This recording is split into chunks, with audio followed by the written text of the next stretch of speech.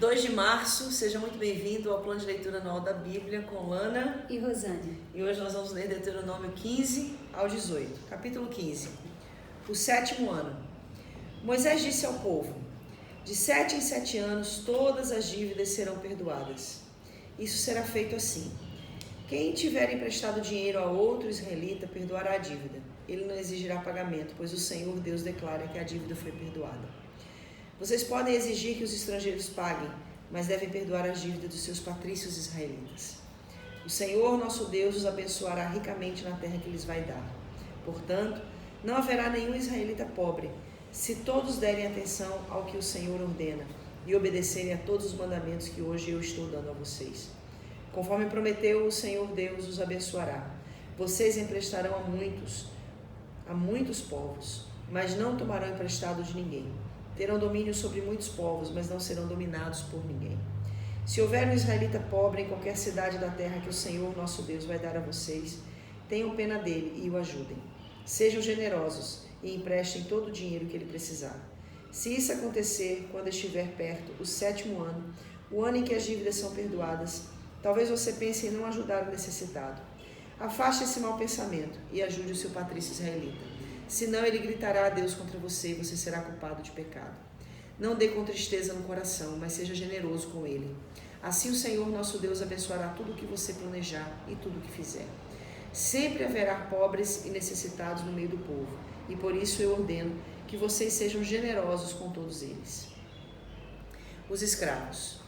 Se um israelita, seja homem ou mulher, for vendido a você como escravo, ele será o seu escravo 6 anos. No 7º ano você lhe dará liberdade. E quando ele for embora, não o deixe ir sem lhe dar alguma coisa.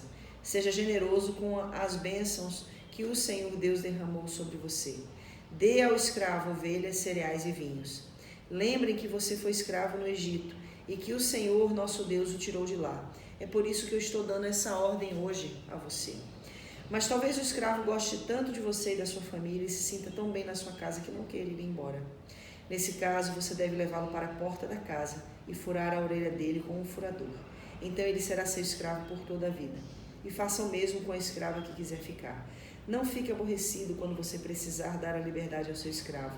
Afinal de contas, ele foi seu escravo 6 anos, ganhando metade do que se paga a um empregado. Faça o que eu mando e o Senhor Deus abençoará tudo o que você fizer. A primeira cria de vacas e de ovelhas. A primeira cria de vaca das ovelhas e das ovelhas, se for macho, pertence ao Senhor nosso Deus.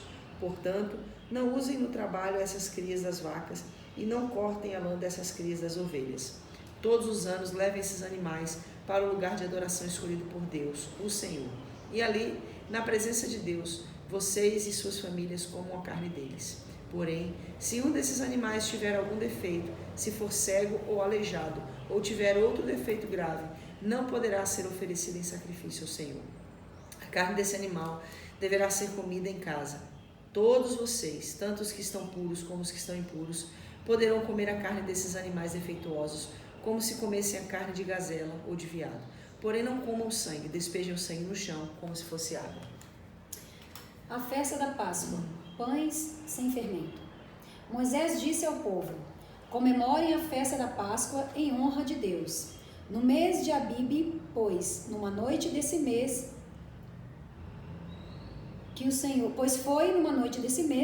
que o Senhor nosso Deus tirou vocês do Egito.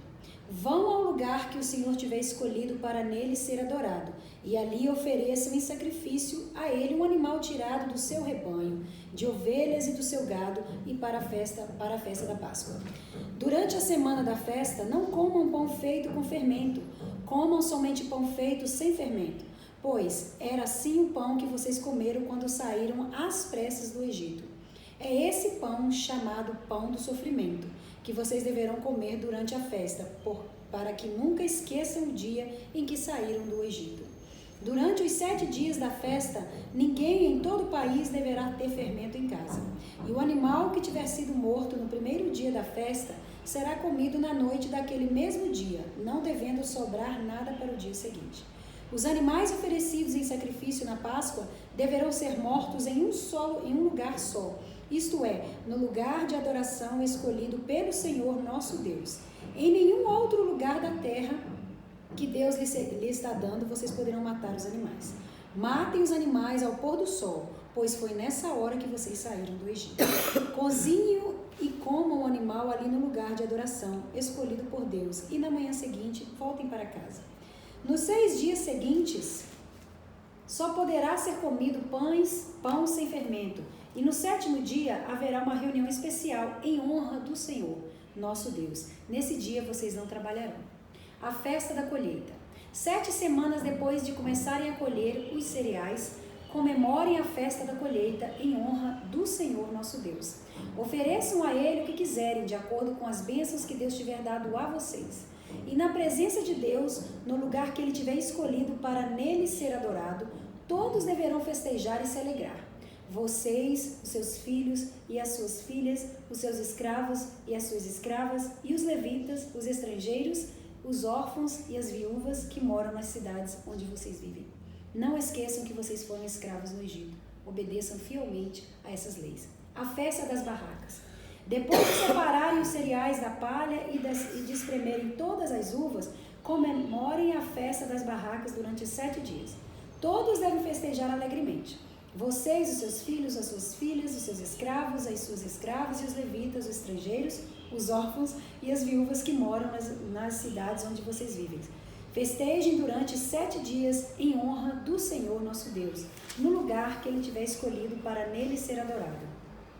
Fiquem contentes e alegres, pois o Senhor lhes dará boas colheitas e abençoará tudo o que vocês fizerem. São estas as 3 ocasiões em que todo homem israelita deverá apresentar-se na presença de Deus, no lugar que Ele tiver escolhido para nele ser adorado. A festa da Páscoa, a festa da colheita e a festa das barracas. Que ninguém vá sem levar alguma coisa para oferecer a Deus. Porém, cada um deve fazer a sua oferta de acordo com as bênçãos que o Senhor nosso Deus lhes tiver dado. Os deveres dos juízes. Nas cidades que o Senhor Deus, nosso Deus, lhes der, vocês devem escolher juízes e outras autoridades para cada tribo. Eles julgarão todos com justiça e honestidade. Não serão injustos nas suas sentenças. Tratarão todos igualmente e não aceitarão suborno. O suborno faz com que homens sábios e honestos fiquem cegos e deem sentenças injustas. Sejam honestos, sejam sempre corretos, para que vivam e tomem posse da terra que o Senhor nosso Deus está dando a vocês. Mais versículos. É verdade. Contra a idolatria, Moisés continuou dizendo: quando vocês construírem um altar para adorar a Deus, o Senhor, não coloquem perto dele um poste da deusa Aserá ou uma coluna do deus Baal. O Senhor, nosso Deus, detesta esses ídolos pagãos.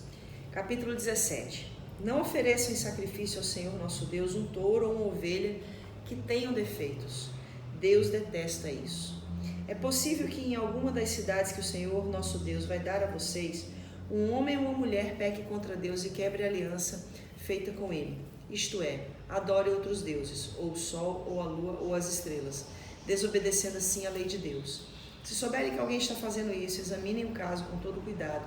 Se ficar provado que de fato foi cometido um pecado tão grave no meio do povo de Israel, levem a pessoa culpada, seja homem ou mulher, para fora da cidade e a matem a pedradas. Mas é preciso haver pelo menos 2 testemunhas para que uma pessoa seja condenada à morte.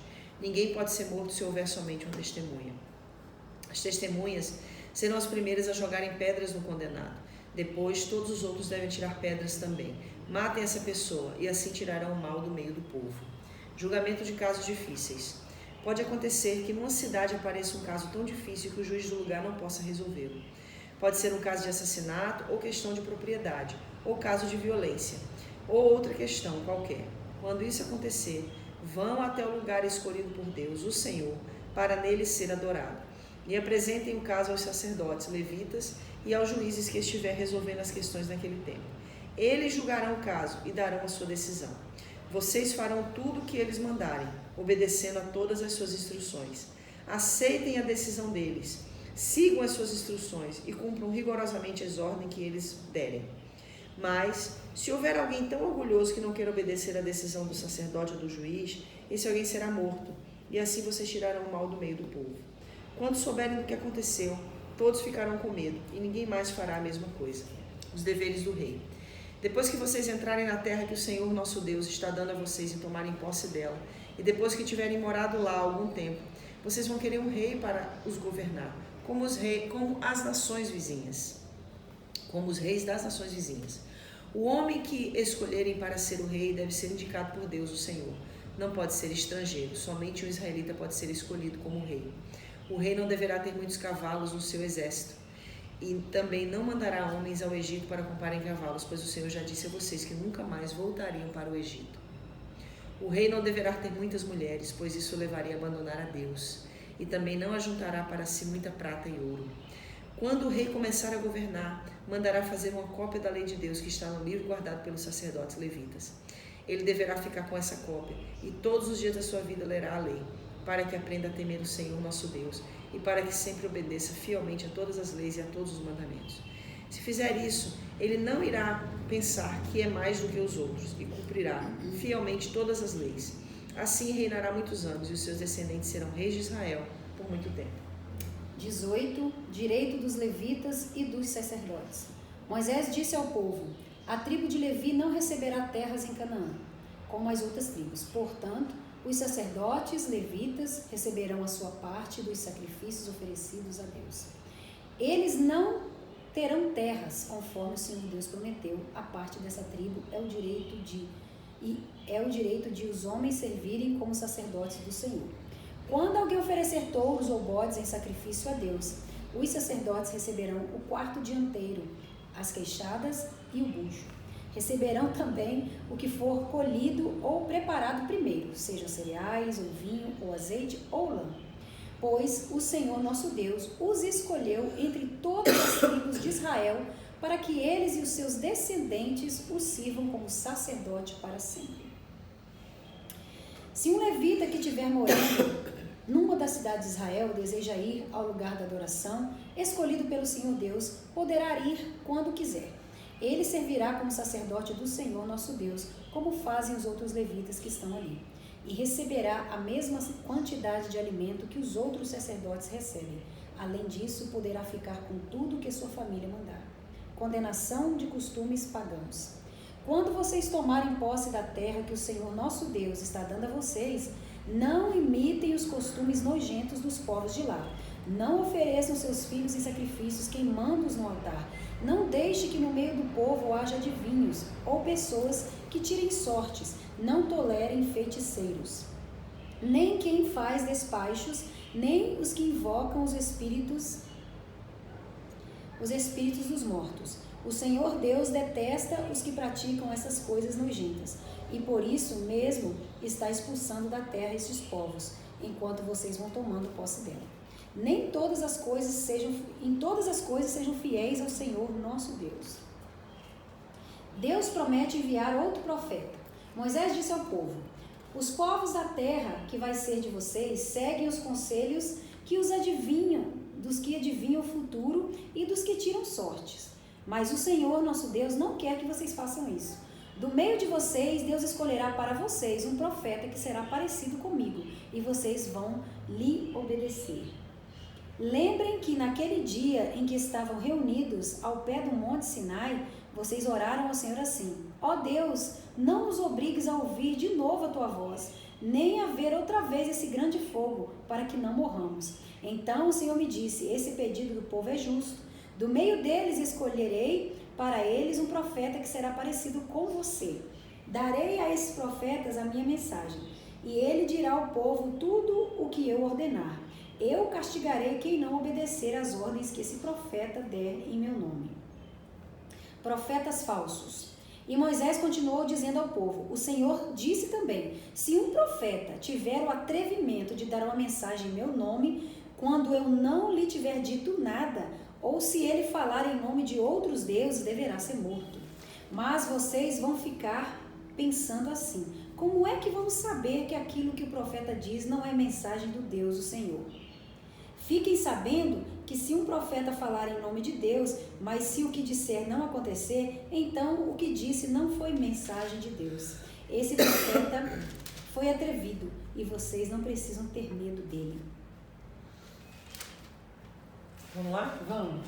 Você quer começar? Quer que eu comece? Não, pode começar. Ok, Estou vamos lá. anotando ainda. Estou vendo que você está cheio de anotações aí na Bíblia. Eu queria falar um pouquinho sobre esse contexto de Deuteronômio, lembrando a todos que estão acompanhando conosco a leitura anual da Bíblia, que se a gente for perceber, no livro de Deuteronômio a gente está repetindo toda a história, tudo o que aconteceu.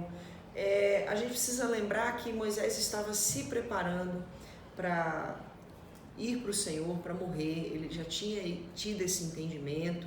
O povo estava prestes a possuir a promessa, a terra prometida. E aí o que Deuteronômio faz? O que é o livro de Deuteronômio? É a repetição da história, é a repetição das leis, porque haviam passado um período de 40 anos e para a gente parece que foi tudo muito rápido, porque nós estamos fazendo uma leitura concisa desse contexto, mas nós estamos falando de um contexto de 40 anos. Então, quando Moisés traz à luz tudo isso novamente, que já foi dito em Êxodo antes, já foi dito em Levíticos antes, ou até mesmo em Números, é porque Moisés está querendo que o povo entre na terra prometida sem esquecer das leis do Senhor. Então, eu quero falar sobre isso, como eu já pontuei, e ir trazendo a questão que para mim é a mais importante. O Senhor está sempre fazendo com que o povo lembre daquilo que Ele fez por eles antes. Sempre promovendo no povo um coração grato. As festas, inclusive a festa da Páscoa, a festa da colheita, a festa das barracas, elas eram um estabelecimento. Deus estabeleceu para todas as gerações. Ou seja, até hoje, na cultura judaica, essas festas são celebradas. A festa da Páscoa, por exemplo, é celebrada por nós na consumação da morte e ressurreição do nosso Cristo. Mas o que eu quero dizer aqui por que Deus estabeleceu isso? Para que eles nunca esquecessem. O que Deus quer que a gente nunca esqueça? De que um dia fomos escravos no Egito. De que um dia fomos escravos de um outro Deus. Servimos a um outro Deus.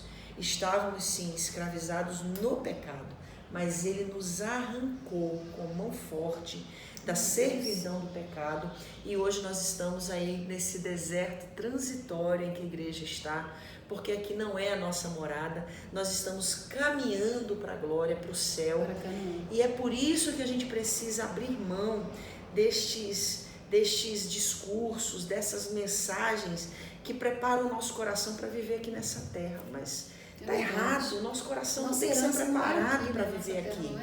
Nós temos que saber viver aqui para vivermos essa vida em abundância aqui, sim, mas entendendo que a vida real nossa é lá. Nosso alvo é lá. A gente inclusive estava comentando recentemente, após o final do retiro, sobre a morte.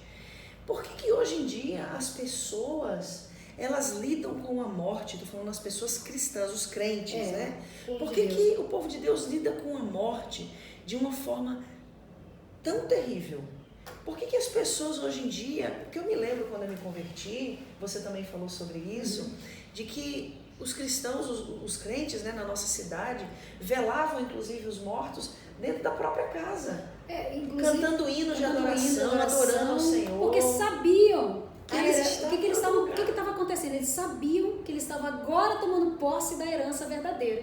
Porque a nossa terra não é aqui. E realmente você vê as pessoas, principalmente os cristãos, se desesperando desesperando, por quê? Porque não aproveitou o carro, não aproveitou a casa, não aproveitou a família, não aproveitou. Começam a pensar o que não foi feito, enquanto devemos pensar no que será feito a partir de então. Inclusive, eu não sei se isso é cultural,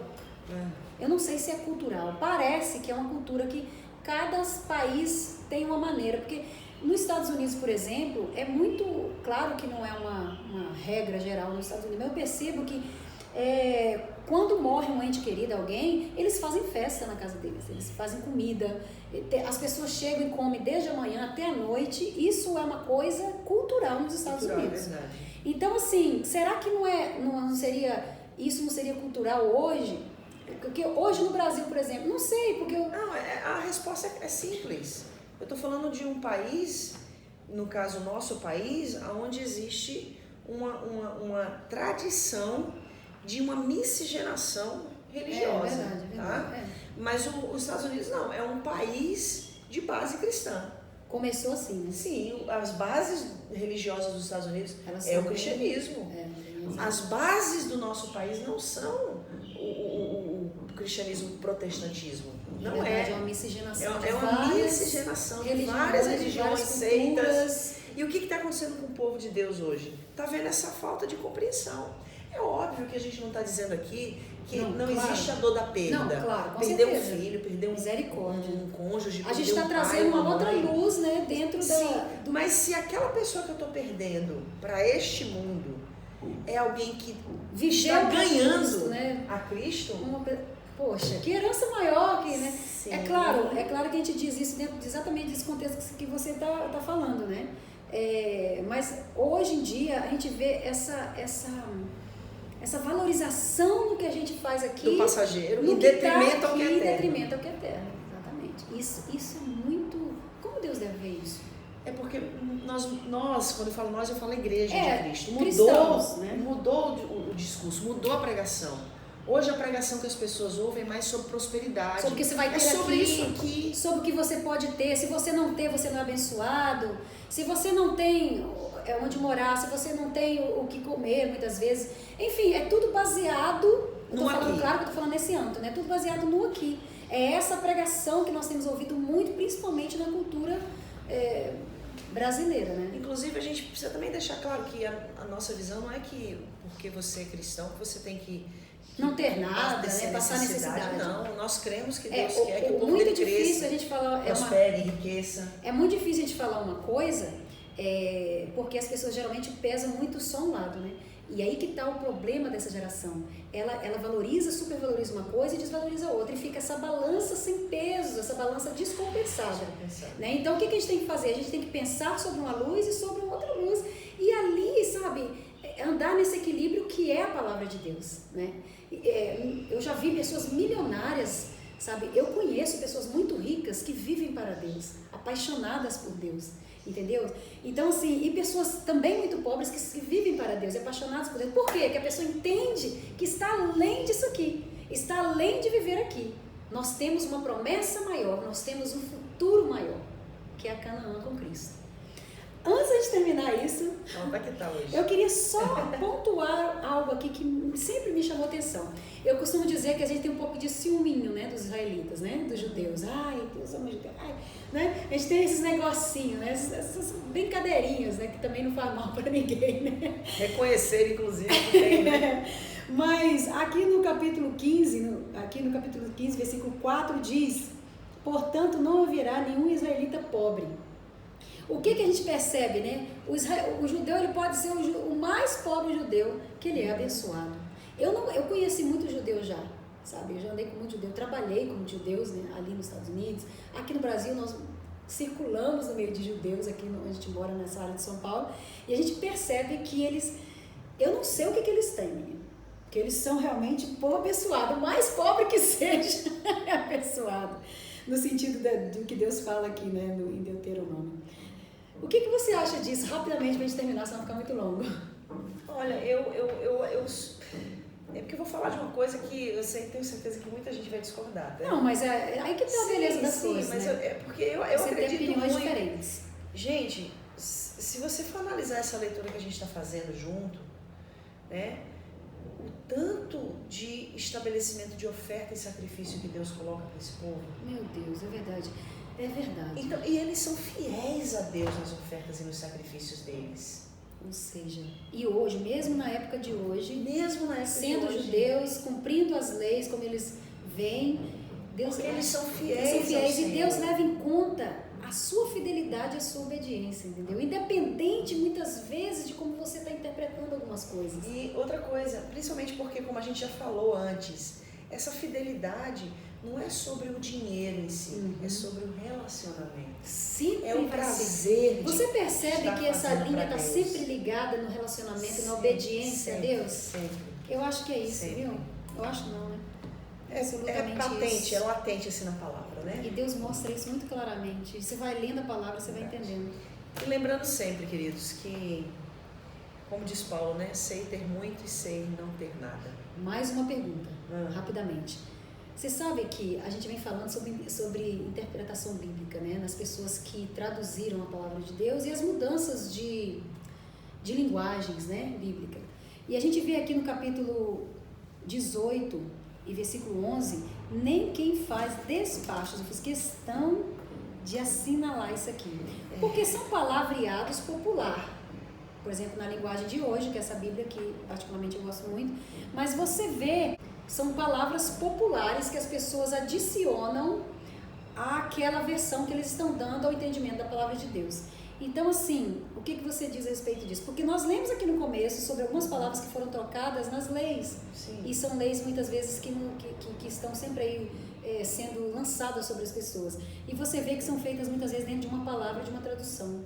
E aqui eu vejo essa palavra despacho que eu não vejo nas outras traduções bíblicas. Sim, por isso que a linguagem de hoje, ela tenta trazer uma linguagem que seja mais compreendida. Mas você não acha isso um pouco perigoso? Agora eu já estou trazendo para outro lado porque é uma coisa que me chamou a atenção. Porque a gente é muito atacado nesse sentido, né, de linguagens que as pessoas colocam.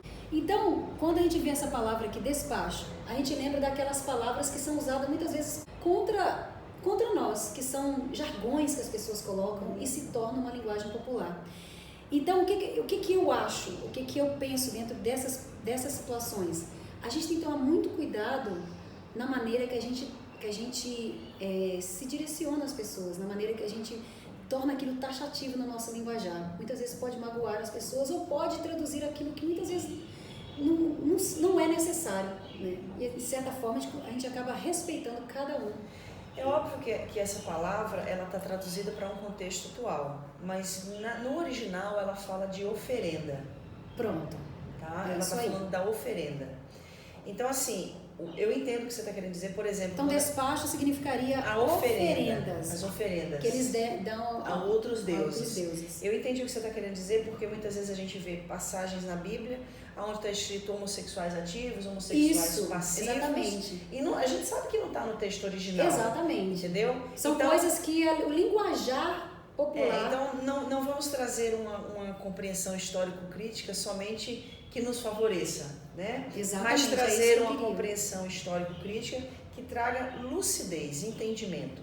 Então, essa palavra despachos, ela está, obviamente, trazendo uma referência às religiões afrodescendentes, nós sabemos disso, e no texto original ela fala da oferenda a outros deuses, que na concepção de idolatria seriam basicamente as mesmas coisas, fazendo alusão à mesma coisa.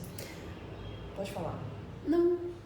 A única coisa que eu queria pontuar sobre isso aqui é sobre essa questão que a gente tem ouvido muito na atualidade. Exatamente, que é essa coisa... principalmente nesse último momento. Mas acho que o que eu vou falar não é exatamente isso. Então não vamos por aí. No sentido do quê? O discurso é tolerante, o discurso é intolerante. Eu não acho que a intolerância é você falar da verdade bíblica. Tá? Eu acredito que a intolerância é quando eu prego uma verdade segundo a minha concepção. Isso. Tá? Porque, por exemplo, Jesus pergunta para um doutor da lei, você entende o que você lê? Então, eu entendo o que eu estou lendo, eu preciso entender o que eu estou lendo. Então, muitas vezes a gente prega uma passagem bíblica e a gente se torna intolerante quando a gente quer impor aquilo goela abaixo para as pessoas. Isso em todos os lados. Isso, só que é uma linha tênue. Por quê? Eu não posso, sobre a desculpa de eu preciso ter um discurso tolerante, negar a verdade.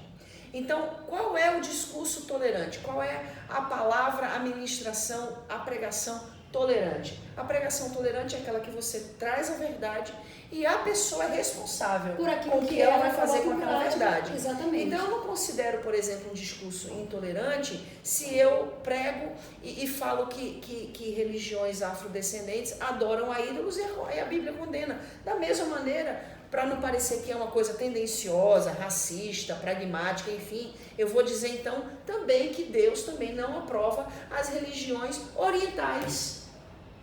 Deus também não aprova, porque são ídolos, são deuses. A gente sabe que na Índia, por exemplo, existem mais de 100 mil deuses. E é isso que Deus está sempre dizendo. Né? A gente não pode confundir intolerância com negação da verdade. Então eu prego a verdade e tá? fica a critério E da fica a critério pessoa, de quem vai ouvir. né? E Deus vai sondar o coração daquela pessoa. Sabe o que é intolerante? É eu querer impor a minha verdade. Exatamente. Eu impor aquilo que eu estou pregando. E muitas vezes agir com violência, destruindo terreiros, quebrando imagens, matando pessoas que pensam diferente. Isso é intolerância religiosa. E para E Deus isso também isso não cabe dentro não do cabe contexto dentro daquilo que da Deus está palavra. ensinando. Ah, mas a Bíblia está falando aqui que Deus mandava matar. Então, se a gente for entrar por esse lado, vai ter que matar a humanidade inteira. Exatamente. Exterminar a galera É isso toda. que eu sempre falo, sabe? Entendeu? A nossa bandeira é Cristo. Sim. Ele é o nosso limiar. Nós estamos às vezes falar de Jesus. É isso que a gente tem que fazer. Todos nós, né? Então, por isso que eu falei sobre isso, porque entra nesse contexto da gente, sabe, da gente viver para Cristo. Né? E sabe o que é importante, professora Rosane? A gente tem o dever de pregar. É como Paulo diz, como ouvirão se não há quem pregue, como pregar se ninguém se dispõe aí. Então a minha obrigação é pregar. Só. Finito. E convencer a pessoa, é o Espírito Santo, não me cabe mais. É isso. É exatamente isso, entendeu? É isso Não me e cabe não tem. mais. É isso aí. É o que eu estou sempre dizendo que é isso. O Espírito Santo é que convence o homem daquilo que ele tem que fazer. E muitas vezes Deus age de maneiras que eles não compreendem, ou que a gente não compreende. Ou seja, quem entenderá a mente de Deus? Verdade. Então, se a gente não entende a mente de Deus, ficamos quietinho diante de Deus, mas fazendo aquilo que a palavra nos manda fazer, com ousadia e com muito amor, obediência, temor. boa vontade, sem ter que agredir as pessoas. Sim. Porque Deus não está nisso. Não. Não é verdade? Deus não está nisso. É isso, gente. Ixi, ficou longo esse. Deus abençoe vocês. Deus abençoe. Até Deuteronômio 19, né? 19 a 22. A 22. Tchau, gente.